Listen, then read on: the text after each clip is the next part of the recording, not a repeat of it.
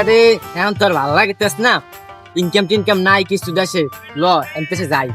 এবার একটা বুদ্ধি আছে, সৌদি সবাই দৌড়ায়, মোরাও টাকা পয়সা কামাইতে পারবো। হয়তো কাল সকালেই ল। হ্যাঁ কাল সকালে যাম।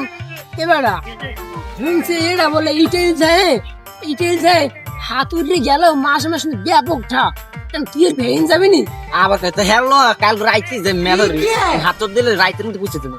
হ্যাঁ রাইতের মধ্যে গেলে আর 1 ঘন্টা লাগবে না, গেলে ওর ছেলে টাকা ওর ছেলে টাকা হ্যাঁ এই তো হ্যালে লস যাই। হ্যাঁ কাল কই যাম। হ্যাঁ চল কাল কই হেল্প করে দেবে।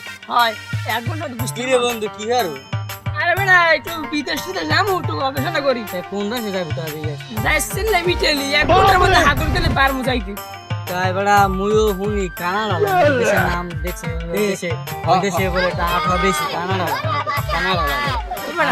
হাতুড়াও লাগবে না, ইয়া লাগবে না, কানাডাই গেলে কানাডাই গেলে কানাডা বেটা প্লেনের পাংখা ধরে চলে যাবো অনেক কানাডা। এই হয় কাইলি যেমন টাহা আছে কয় টাহা আছে বেটা মোট তো 120 টাকা আছে।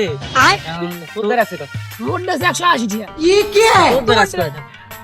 মোটে তো নাই। তে ওই যাও বিনি টাহা নাই কেমন এত যাও আমার কাছে 120 টাকা।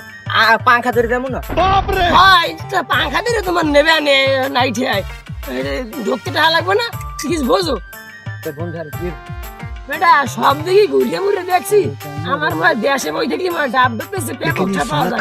এই কি ভালো দেশ কি বেটা ল সুরিয়র মান হয় বেটা ল বিদেশ মিলে সুরিয়র মান ল এই কামে লাগবে তো যা মুই তোরা যা মুই এদিকে একটু দেই কি একবার কি আছে। হয় যা। আচ্ছা তো থাক।